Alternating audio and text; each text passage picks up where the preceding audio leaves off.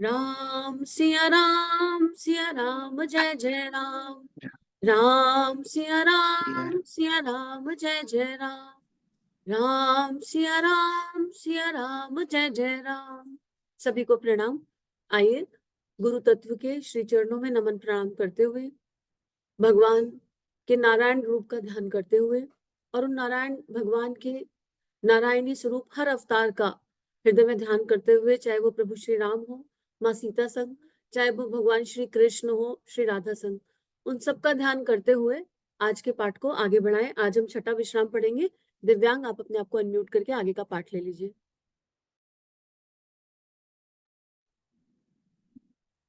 प्रणाम सभी को। छठा विश्राम। हे मुनि, वह पवित्र और प्राचीन कथा सुनो जो शिवजी ने पार्वती से कही थी। संसार में प्रसिद्ध एक कैकेय देश है। वहाँ सत्यकेतु नाम का राजा राज्य करता था। वह धर्म की धुरी को धारण करने वाला, नीति की खान, तेजस्वी, प्रतापी, सुशील और बलवान था। उसके दो वीर पुत्र हुए, जो सब गुणों के भंडार और बड़े ही रणधीर थे। राज्य का उत्तराधिकारी जो बड़ा लड़का था, उसका नाम प्रताप भानु था। दूसरे पुत्र का नाम अरिमर्दन था, जिसकी भुजाओं में अपार बल था और जो युद्ध में पर्वत के समान अटल रहता था। भाई भाई में बड़ा मेल और सब प्रकार के दोषों और छलों से रहित सच्ची प्रीति थी। राजा ने जेठे पुत्र को राज्य दे दिया और आप भगवान के भजन के लिए वन में चल दिया। जब प्रताप भानु राजा हुआ, देश में उसकी दुहाई फिर गई।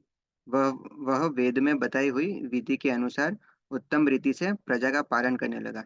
उसके राज्य में पाप का कहीं लेश भी नहीं रह गया। राजा का हित करने वाला और शुक्राचार्य के समान बुद्धिमान धर्म धर्मरुचि नामक उसका मंत्री था।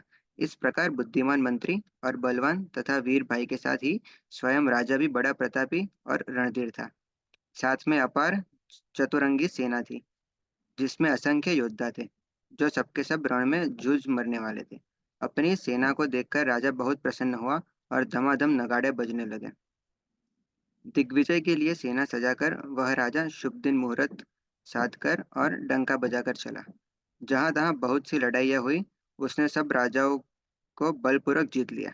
अपनी भुजा के बल से उसने सातों द्वीपों भूमिखंडों के को वश में कर लिया और राजाओं से दंड कर लेकर उन्हें छोड़ दिया। संपूर्ण पृथ्वी मंडल का उस समय प्रताप भानु ही एकमात्र चक्रवर्ती राजा था। संसार भर को अपनी भुजाओं के बल से वश में करके राजा ने अपने नगर में प्रवेश किया। राजा अर्थ, धर्म और काम आदि के सुखों का समय अनुसार सेवन करता था। राजा प्रताप भानु का बल पाकर भूमि सुंदर कामधेनु हो गई। उनके राज्य में प्रजा सब प्रकार के दुखों से रहित और सुखी थी, और सभी स्त्री पुरुष सुंदर और धर्मात्मा थे। धर्मरुचि मंत्री का श्री हरि के चरणों में प्रेम था। वह राजा के हित के लिए सदा उसको नीति सिखाया करता था। राजा गुरु राजा गुरु देवता संत पितर और ब्राह्मण, इन सबकी सदा सेवा करता रहता था। वेदों में राजाओं को धर्म बताए गए हैं। राजा सदा आदर पूर्वक और सुख मानकर उन सबका पालन करता था। प्रतिदिन उन अनेक प्रकार के दान देता और उत्तम शास्त्र, वेद और पुराण सुनता था। उसने बहुत सी बावलियां, कुएं, तालाब, फुलवाड़ियां, सुंदर बगीचे, ब्राह्मणों के लिए घर और देवताओं के सुंदर विचित्र मंदिर सब तीर्थों में बनवाए। वेद और पुराणों में जितने प्रकार के यज्ञ कहे गए हैं, राजा ने एक एक करके उन सब यज्ञों को प्रेम सहित हजार हजार बार किया। राजा के हृदय में किसी फल की तो कामना न थी। राजा बड़ा ही बुद्धिमान और ज्ञानी था। वह ज्ञानी राजा कर्म, मन और वाणी से जो कुछ भी धर्म करता था, सब भगवान वासुदेव के को अर्पित करके करता था।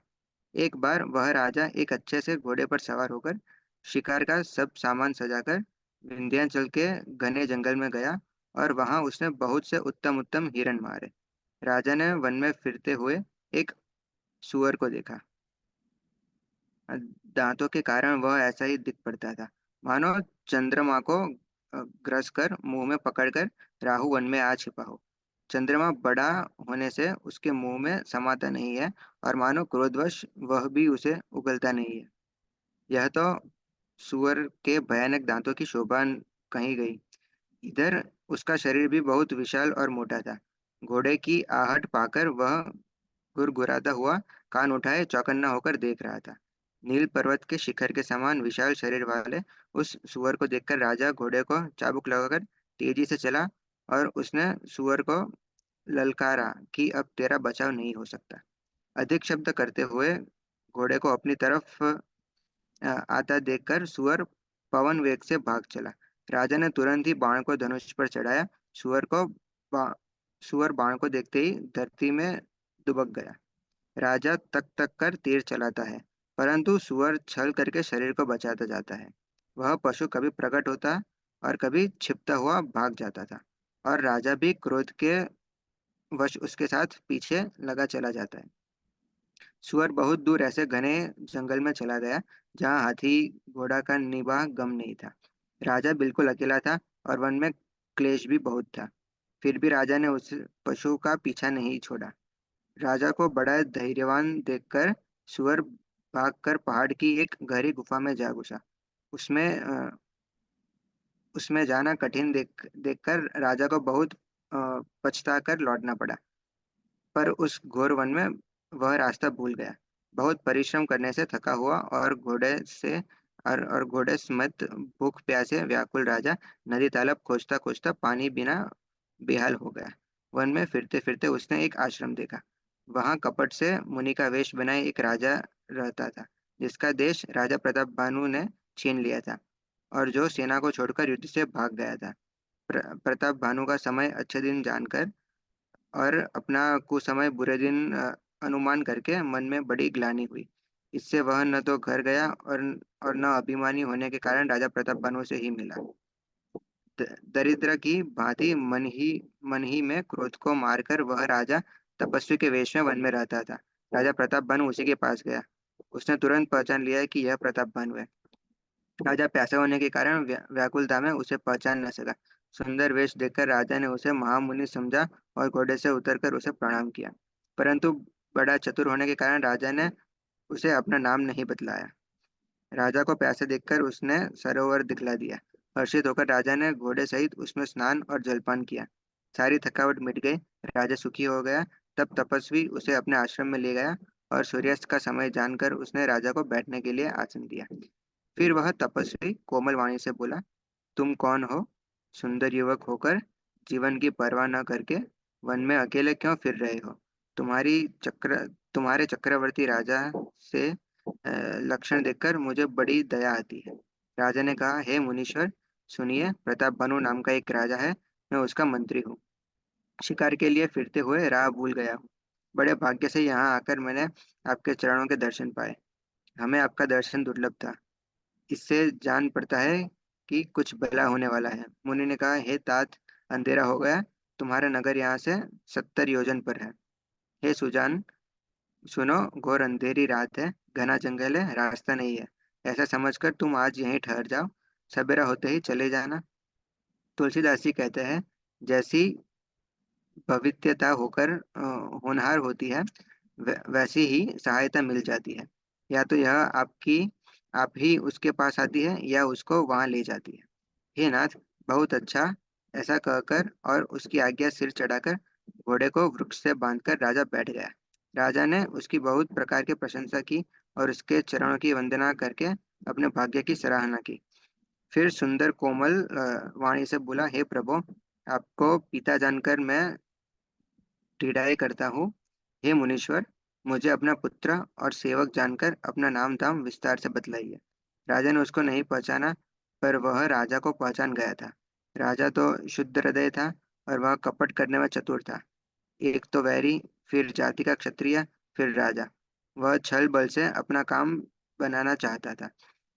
वह शत्रु अपने राज्य सुख को समझ करके स्मरण करके दुखी था।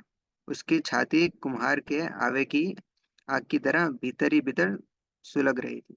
राजा के सरल वचन कान से सुनकर अपने वैर को याद याद कर वह हृदय में हर्षित हुआ। वह कपट में डुबो कर बड़ी युक्ति के साथ कोमल वाणी बोला, अब हमारा नाम भिखारी है, क्योंकि हम निर्धन और अनिकेत है। राजा ने कहा, जो आपके सदृश विज्ञान के निदान और सर्वथा अभिमान रहित होते हैं, वे अपने स्वरूप को सदा छिपाए रहते हैं। क्योंकि कुवेश बनाकर रहने में ही सब तरह का कल्याण है। इसी से तो संत और वेद पुकार कर कहते हैं कि परम अकिंचन, सर्वथा अहंकार, ममता और मान रहित ही भगवान को प्रिय होते हैं। आप सरीखे निर्धन, भिखारी और गुरुहीनों को देखकर ब्रह्मा और शिव जी को भी संदेह हो जाता है कि ये वास्तविक संत है या भिखारी। आप जो हो सो हो, अर्थात जो कोई भी हो, मैं आपके चरणों में नमस्कार करता हूँ। हे स्वामी, अब मुझ पर कृपा कीजिए। अपने ऊपर राजा की स्वाभाविक प्रीति और अपने विषय में उसका अधिक विश्वास देखकर सब प्रकार के राजा को अपने वश में करके अधिक स्नेह दिखाता हुआ वह कपटी तपस्वी बोला, हे राजन सुनो, मैं तुम्हें तुम्हें सत्य बता कहता हूँ। मुझे यहाँ रहते बहुत समय बीत गया है। अब तक न तो कोई मुझसे मिला और न मैं अपने को किसी पर प्रकट करता हूँ, क्योंकि लोक में प्रतिष्ठा अग्नि के समान है, जो तपरूपी वन को भस्म कर डालती है। तुलसीदास जी कहते हैं, सुंदर वेश देखकर मूढ़ मुनि, मूढ़ तो मुड़ी है, चतुर मनुष्य भी धोखा खा जाता है। सुंदर मोर को देखो, उसका वचन तो अमृत के समान है और आहार सांप का है। कपट तपस्वी ने कहा, इसी से मैं जगत में छिपकर रहता हूँ। श्री हरि को छोड़कर किसी से कुछ भी प्रयोजन नहीं रखता। प्रभु तो बिना जनाए ही सब जानते हैं। फिर कहो संसार को रिझाने से क्या सिद्धि मिलेगी। तुम पवित्र और सुंदर बुद्धि वाले हो, इसमें मुझे बहुत ही प्यारे हो और तुम्हारी भी मुझ पर प्रीति और विश्वास है। हे तात, अब यदि मैं तुमसे कुछ छिपाता हूँ तो मुझे बहुत ही भयानक दोष लगेगा। जो जो वह तपस्वी उदासीनता की बातें कहता था, त्यों ही त्यों राजा को विश्वास उत्पन्न होता जाता था। जब उस बगुले की तरह ध्यान लगाने वाला कपटी मुनि ने राजा को कर्म, मन और वचन से अपने वश में जाना, तब वह बोला, हे भाई, हमारा नाम एक एक तनु है।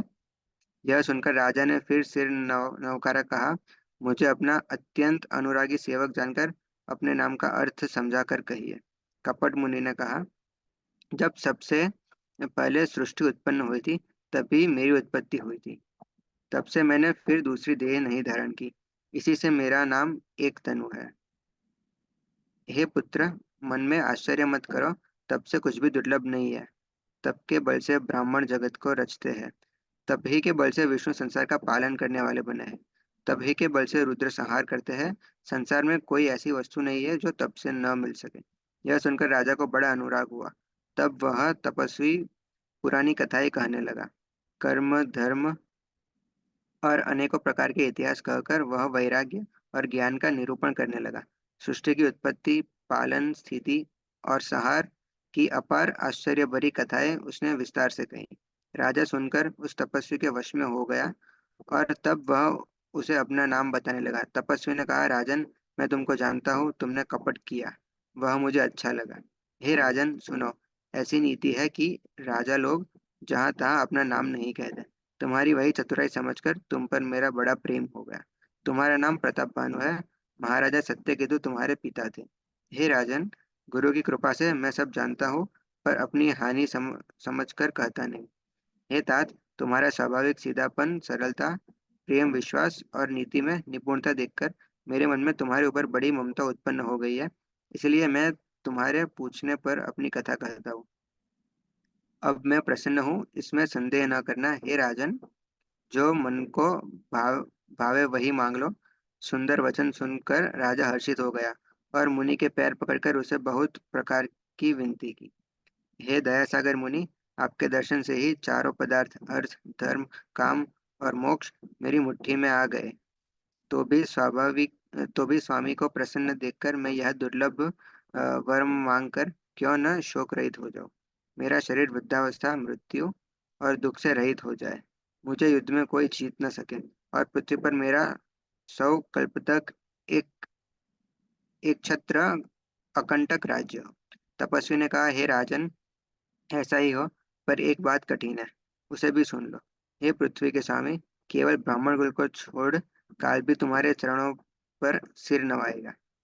तप के बल से ब्राह्मण सदा बलवान रहेगा। उनके क्रोध से रक्षा करने वाला कोई नहीं है। हे नरपति, यदि तुम ब्राह्मणों को वश में कर लो, तो ब्रह्मा, विष्णु और महेश भी तुम्हारे अधीन हो जाएंगे। ब्राह्मण कुल से जो जबरदस्ती नहीं चल सकती, मैं दोनों भुजा उठाकर सत्य कहता हूँ। हे राजन सुनो, ब्राह्मणों के शाप बिना तुम्हारा नाश किसी काल में नहीं होगा। राजा उसके वचन सुनकर बड़ा प्रसन्न हुआ और कहने लगा, हे स्वामी, मेरा नाश अब नहीं होगा। हे कृपा निधान प्रभु, आपकी कृपा से मेरा सब समय कल्याण होगा। एवमस्तु, ऐसा ही हो, कहकर वह कुटिल कपटी मुनि फिर बोला, किंतु तुम मेरे मिलने तथा अपने राह भूल जाने की बात किसी से कहना नहीं। यदि कह दोगे तो हमारा दोष नहीं। हे राजन, मैं तुमको इसलिए मना करता हूँ कि इस प्रसंग को कहने से तुम्हारी बड़ी हानि होगी। छठे कान में यह बात पड़ते ही तुम्हारा नाश हो जाएगा। मेरा यह वचन सत्य जानना। हे प्रताप भानु, सुनो, इस बात के प्रकट करने से अथवा ब्राह्मणों के शाप से तुम्हारा नाश होगा, और किसी उपाय से, चाहे ब्रह्मा और शंकर भी मन में क्रोध करे, तुम्हारी मृत्यु नहीं होगी। राजा ने मुनि के चरण पकड़कर कहा, हे स्वामी, सत्य ही है। ब्राह्मण और गुरु के क्रोध से कहिए कौन रक्षा कर सकता है। यदि ब्रह्मा भी क्रोध करे तो गुरु बचा लेते हैं, पर गुरु से विरोध करने पर जगत में कोई भी बचाने वाला नहीं है। यदि मैं आपके कथन के अनुसार नहीं चलूंगा तो भले ही मेरा नाश हो जाए, मुझे इसकी चिंता नहीं है। मेरा मन तो है प्रभु, केवल एक ही डर से डर रहा है कि ब्राह्मणों का शाप बड़ा भयानक होता है। वे ब्राह्मण किस प्रकार से वश में हो सकते हैं, कृपा करके वह भी बताइए। हे दीनदयालु, आपको छोड़कर और किसी को मैं अपना हितु नहीं देखता। तपस्वी ने कहा, हे राजन सुनो, संसार में उपाय तो बहुत है, पर मैं कष्ट साध्य है पर वे कष्ट साध्य है, बड़ी कठिनता से बनने में आते हैं, और इस पर भी सिद्ध हो या न हो, उनकी सफलता निश्चित नहीं है। हाँ, एक उपाय बहुत सहज है, परंतु उससे भी एक कठिनता है। हे राजन, वह युक्ति तो मेरे हाथ है, पर मेरा जाना तुम्हारे नगर में हो नहीं सकता। जब से पैदा हुआ हूँ तब से आज तक मैं किसी के घर अथवा गांव नहीं गया, परंतु यदि नहीं जाता हूँ तो तुम्हारा काम बिगड़ता है। आज यह बड़ा असमंजस आ पड़ा है। यह सुनकर राजा कोमलवाणी से बोला, हे नाथ, वेदों में ऐसी नीति कही है कि बड़े लोग छोटों पर स्नेह करते ही है। पर्वत अपने सिरों पर सदा तृण को धारण किए रहते हैं। अगाध समुद्र अपने मस्तक पर फैन को धारण करता है, और धरती अपने सिर पर सदा धूलि को धारण किए रहती है। ऐसा कहकर राजा ने मुनि के चरण पकड़ लिए और कहा, हे स्वामी, कृपा कीजिए, आप संत हैं, दीन दयालु हैं, अतः हे प्रभु, मेरे लिए इतना कष्ट अवश्य सही है। राजा को अपने अधीन जानकर कपट में प्रवीण तपस्वी बोला, हे राजन सुनो, मैं तुमसे सत्य कहता हूँ, जगत में मुझे कुछ भी दुर्लभ नहीं है। मैं तुम्हारा काम अवश्य करूंगा, क्योंकि तुम मन, वाणी और शरीर तीनों से मेरे भक्त हो। पर योग, युक्ति, तप और मंत्रों का प्रभाव तभी फलीभूत होता है जब वे छिपा कर किए जाते हैं। हे नरपति, मैं यदि रसोई बनाऊं और तुम उसे परोसो और मुझे कोई जानने न पाए, तो उस अन्न को जो जो खाएगा सो सो तुम्हारा आज्ञाकारी बन जाएगा। यही नहीं, उन भोजन करने वालों के घर भी जो कोई भोजन करेगा, हे राजन सुनो, वह भी तुम्हारे अधीन हो जाएगा। हे राजन, अ, जाकर यही उपाय करो और वर्ष भर भोजन कराने का संकल्प कर लेना। नित्य नए 1 लाख ब्राह्मणों को कुटुंब सहित निमंत्रित करना। मैं तुम्हारे संकल्प के काल अर्थात 1 वर्ष तक प्रतिदिन भोजन बना दिया करूंगा। हे राजन, इस प्रकार बहुत ही थोड़े परिश्रम से सब ब्राह्मण तुम्हारे वश में हो जाएंगे। ब्राह्मण हवन, यज्ञ और सेवा पूजा करेंगे तो उस प्रसंग संबंध से देवता भी सहज ही वश में हो जाएंगे। मैं एक और पहचान तुमको बताई देता हूँ कि मैं इस रूप में कभी ना आऊंगा। हे राजन, मैं अपनी माया से तुम्हारे पुरोहित को हर लाऊंगा, तप के बल से उसे अपने समान बनाकर 1 वर्ष तक यहाँ रहूंगा। और हे राजन सुनो, मैं उसका रूप बनाकर सब प्रकार से तुम्हारा काम सिद्ध करूंगा। हे राजन, रात बहुत बीत गई, अब सो जाओ। आज से तीसरे दिन मुझसे तुम्हारी भेंट होगी। तप के बल से मैं घोड़े सहित तुमको सोते ही में घर पहुंचा दूंगा। मैं वहीं पुरोहित का वेश धारण कराऊंगा। जब एकांत में तुमको बुलाकर सब कथा सुनाऊंगा, तब तुम मुझे पहचान लेना। राजा ने आज्ञा मानकर शयन किया और वह कपट ज्ञानी आसन पर जा बैठा। राजा थका था, उसे खूब गहरी नींद आ गई, पर वह कपटी कैसे सोता, उसे तो बहुत चिंता हो रही थी। उसी समय वहां काल केतु राक्षस आया, जिसने सुअर बनकर राजा को भटकाया था। वह तपस्वी राजा का बड़ा मित्र था और खूब छल प्रपंच जानता था। उसके 100 पुत्र और 10 भाई थे, जो जो बड़े ही दुष्ट, किसी से न जीत जाने वाले और देवताओं को दुख देने वाले थे।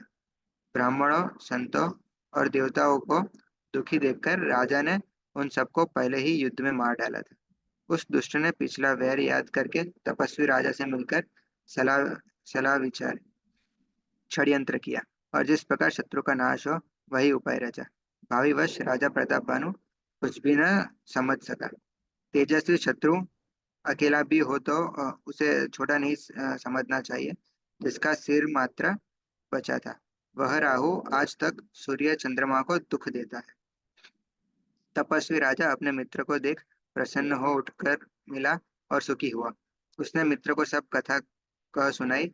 तब राक्षस आनंदित होकर बोला, हे राजन, सुनो, जब तुमने मेरे कहने अनुसार इतना काम कर लिया, तो अब मैंने शत्रु को काबू में कर ही लिया है, समझो।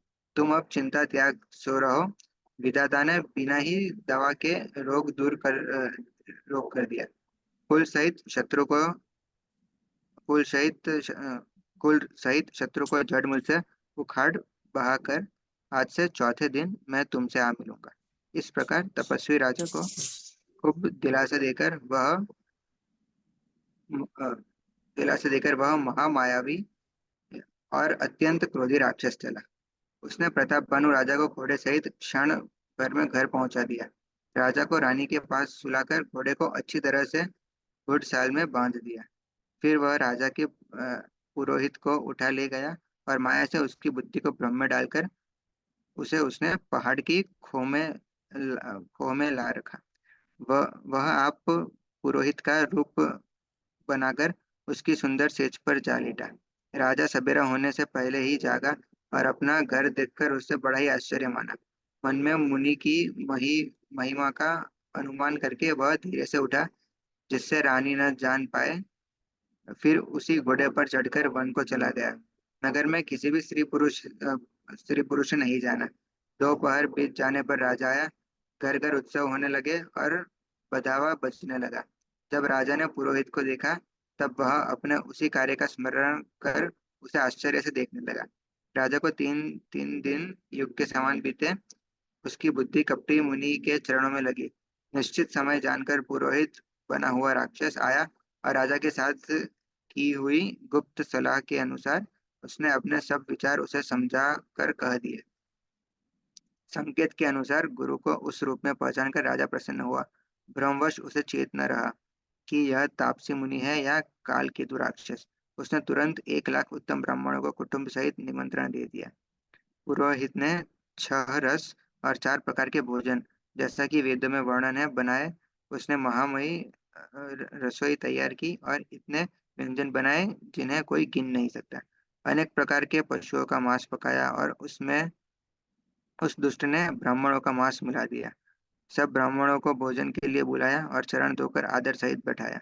जो ही राजा परोसने लगा, उसी काल केतु कृत आकाशवाणी हुई, हे ब्राह्मणों, उठ उठ कर अपने घर जाओ। यह अन्न मत खाओ, इसके खाने में बड़ी हानि है। रसोई में ब्राह्मणों का मांस बना है। आकाशवाणी का विश्वास मानकर सब ब्राह्मण उठ खड़े हुए। राजा व्याकुल हो गया, परंतु उसकी बुद्धि मोह में भूली हुई थी। होनहार वश उसके मुंह से एक बात भी न निकली। तब ब्राह्मण क्रोध सहित बोल उठे, उन्होंने कुछ भी विचार नहीं किया। अरे मूर्ख राजा, तू जाकर परिवार सहित राक्षस हो। रे नीच क्षत्रिय, तूने तो परिवार सहित ब्राह्मणों को बुलाकर उन्हें नष्ट करना चाहा था। ईश्वर ने हमारे धर्म की रक्षा की, अब तू परिवार सहित नष्ट होगा। 1 वर्ष के भीतर तेरा नाश हो जाए। तेरे कुल में कोई पानी देने वाला तक न रहेगा। शाप सुनकर राजा भय के मारे अत्यंत व्याकुल हो गया। फिर सुंदर आकाशवाणी हुई, हे ब्राह्मणों, तुमने विचार कर शाप नहीं दिया। राजा ने कुछ भी अपराध नहीं किया। आकाशवाणी सुनकर सब ब्राह्मण चकित हो गए। तब राजा वहां गया जहाँ भोजन बना था। देखा तो वहां न भोजन था, न रसोईया ब्राह्मण ब्राह्मण न रसोईया ब्राह्मण ही था। तब राजा मन में अपार चिंता करता हुआ लौटा। उसने ब्राह्मणों को सब वृतांत सुनाया और बड़ा ही भयभीत और व्याकुल होकर वह पृथ्वी पर गिर गिर पड़ा। हे राजन, यद्यपि तुम्हारा दोष नहीं है, तो भी होनहार नहीं मिटता। ब्राह्मणों का शाप बहुत ही भयानक होता है। यह किसी तरह भी टाले टल नहीं सकता। ऐसा कहकर सब ब्राह्मण चले गए। नगरवासियों ने जब यह समाचार पाया तो वे चिंता करके और विधाता को दोष देने लगे, जिसने हंस हंस बनाते बनाते कौवा कर दिया। ऐसे पुण्यात्मा राजा को देवता बनना चाहिए था, वो सो राक्षस बन दिया। पुरोहित को उसके घर पहुंचाकर असुर कालकेतु ने कपटी तपस्वी को खबर दी। उस दुष्ट ने जहां तहां पत्र भेजे, जिससे सब वैरी राजा सेना सजाकर चढ़ दौड़े और उन्होंने डंका बजाकर नगर को घेर लिया। नित्य प्रति अनेक प्रकार से लड़ाई होने लगी। प्रताप भानु के सभ्य योद्धा शूरवीरों की करनी करके रण में जूझ मरे। राजा भी भाई सहित खेद रहा। सत्यकेतु के कुल में कोई नहीं बचा। ब्राह्मणों का शाप झूठा कैसे हो सकता था? शत्रु को जीतकर नगर को फिर से बसाकर सब राजा विजय और यश पाकर अपने अपने नगर को चले।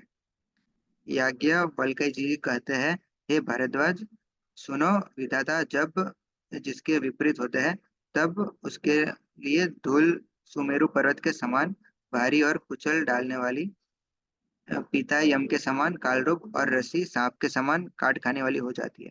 हे मुनि, सुनो, समय पाकर वही राजा परिवार सहित रावण नामक राक्षस हुआ। उसके 10 सिर और 20 भुजाएं थी और वह बड़ा ही प्रचंड शूरवीर था।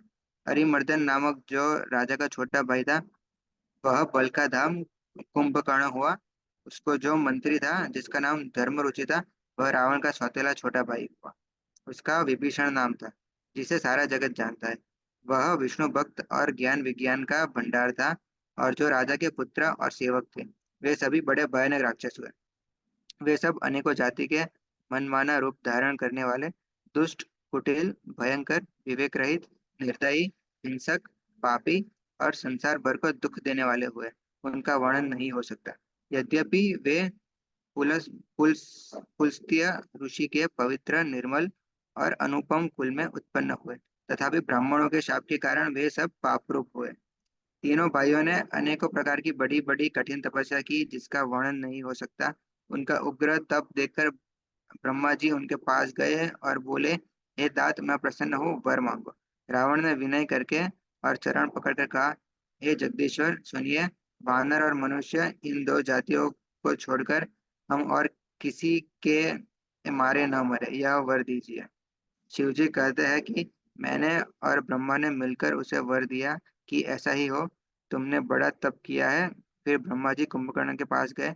उसे देखकर उनके मन में बड़ा आश्चर्य हुआ। जो यह दुष्ट नित्य आहार करेगा, तो सारा संसार ही उजड़ जाएगा। ऐसा विचार करके ब्रह्मा जी ने सरस्वती जी को प्रेरणा करके उसकी बुद्धि फेर दी, जिससे उसने 6 महीने की नींद मांगी। फिर ब्रह्मा जी विभीषण के पास गए और बोले, हे पुत्र, वर मांगो। उसने भगवान के चरण कमलों में निर्मल प्रेम मांगा। उनको वर देकर ब्रह्मा जी चले गए और वे तीनों भाई हर्षित होकर अपने घर लौट आए। मय दान मय दानव की मंदोदरी नाम की कन्या परम सुंदरी और स्त्रियों में शिरोमणि थी। मय ने उसे लाकर रावण को दिया। उसने जान लिया कि यह राक्षसों का राजा होगा। अच्छी स्त्री पाकर रावण प्रसन्न हुआ और फिर उसने जाकर दोनों भाइयों का विवाह कर दिया। समुद्र के बीच में त्रिकुट नाम का पर्वत पर ब्रह्मा का बनाया हुआ एक बड़ा भारी किला था। महान मायावी और निपुण कारीगर मैं दानव ने उसको फिर से सजा दिया। उसमें मणियों से जड़े हुए सोने के अनगिनत महल थे। जैसी नाग कुल के रहने की पाताल लोक में भोगावतीपुरी है और इंद्र के रहने की स्वर्गलोक में अमरावतीपुरी है, उनसे भी अधिक सुंदर और बांका वह दुर्ग था। जगत में उसका नाम लंका प्रसिद्ध हुआ। उसे चारों ओर से समुद्र की अत्यंत गहरी खाई घेरे हुए है। उस दुर्ग के मणियों से जड़ा हुआ सोने का मजबूत परकोटा है, जिसकी कारीगरी का वर्णन नहीं किया जा सकता। भगवान की प्रेरणा से जिस कल्प में जो राक्षसों का राजा रावण होता है, वही शूर प्रतापी बलवान अपनी सेना सहित उस पुरी में बसता है। पहले वहां बड़े बड़े योद्धा राक्षस रहते थे। देवताओं ने उन सबको युद्ध में मार डाला। अब इंद्र की प्रेरणा में वहां कुबेर के 1 करोड़ रक्षक यक्ष लोग रहते हैं। रावण को कहीं खबर मिली, तब उसने सेना सजाकर किले को जा गिरा। उस बड़े विकट योद्धा और उसकी बड़ी सेना को देखकर यक्ष अपना प्राण लेकर भाग गए। तब रावण ने घूम फिरकर सारा नगर देखा। उसकी स्थान संबंधी चिंता मिट गई और उसे बहुत ही सुख हुआ। उस पुरी को स्वाभाविक ही सुंदर और दुर्गम अनुमान करके रावण ने वहां अपनी राजधानी कायम की। योग्यता के अनुसार घरों को बांटकर रावण ने सब राक्षसों को सुखी किया। एक बार वह कुबेर पर चढ़ दौड़ा और उसने पुष्पक विमान को जीत ले लिया। फिर उसने जाकर खिलवा खिलवा ही में कैलाश पर्वत को उठा लिया और मानो अपनी भुजाओं का बल तोड़कर बहुत सुख पाकर वह वहां से चला गया। सुख संपत्ति, पुत्र, सेना, सहायक, जय, प्रताप, बल, बुद्धि और बड़ाई, ये सब उसके नित्य नए वैसे ही बढ़ते जाते हैं जैसे प्रत्येक लाभ पर लोभ बढ़ता है। अत्यंत बलवान कुंभकर्ण सा उसका भाई था, जिसके जोड़ का योद्धा जगत में पैदा ही नहीं हुआ। वह मदिरा पीकर 6 महीने सोया करता था। उसके जागते ही तीनों लोकों में तहलका मच जाता था। यदि वह प्रतिदिन भोजन करता, तब तो संपूर्ण विश्व शीघ्र ही चौपट हो जाता। रणधीर ऐसा था कि जिसका वर्णन नहीं किया जा सकता। लंका में उसके ऐसे असंख्य बलवान वीर थे। मेघनाद रावण का बड़ा लड़का था, जिसका जगत के योद्धाओं में पहला नंबर था। रण में कोई भी उसका सामना नहीं कर सकता था। स्वर्ग में तो उसके भय से नित्य भगदड़ी मची रहती थी। इनके अतिरिक्त दुर्मुख, अकंप्य, वज्रदंत, धूमकेतु और अतिकाय आदि ऐसे अनेक योद्धा थे जो अकेले ही सारे जगत को जीत सकते थे। सभी राक्षस मनमाना रूप बना सकते थे और असुरी माया जानते थे। उनके दया धर्म स्वरूप में भी नहीं उनके दया धर्म स्वप्न में भी नहीं था। एक बार सभा में बैठे हुए रावण ने अपने अगणित परिवार को देखा। पुत्र, पौत्र, कुटुंबी और सेवक ढेर के ढेर थे। सारी राक्षसों की जातियों को गिन ही कौन सकता था। अपनी सेना को देखकर स्वभाव से ही अभिमानी रावण क्रोध और गर्व में सुनी हुई वाणी बोला, हे समस्त राक्षसों के दलों, सुनो, देवतागण हमारे शत्रु है। वे सामने आकर युद्ध नहीं करते, बलवान शत्रु को देख भाग जाते हैं। उनका मरण एक ही उपाय उपाय से हो सकता है, मैं समझा कर कहता हूँ। अब उसे सुनो। उनके बल को बढ़ाने वाले ब्राह्मण भोजन, यज्ञ, हवन और श्राद्ध, इन सब में जाकर तुम बाधा डालो। भूख से दुर्बल और बलहीन होकर देवता सहज ही में आ मिलेंगे।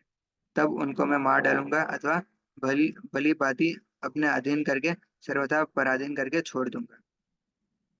वैर भाव को उत्तेजना दी, फिर कहा, हे पुत्र, जो देवता रण में धीर और बलवान है और जिन्हें लड़ने का अभिमान है, उन्हें युद्ध में जीत कर बांध लाना। बेटे ने उठकर पिता की आज्ञा को शिरोधार्य किया। इसी तरह उसने सबको आज्ञा दी और आप भी हाथ में अ, गदा लेकर चल दिया।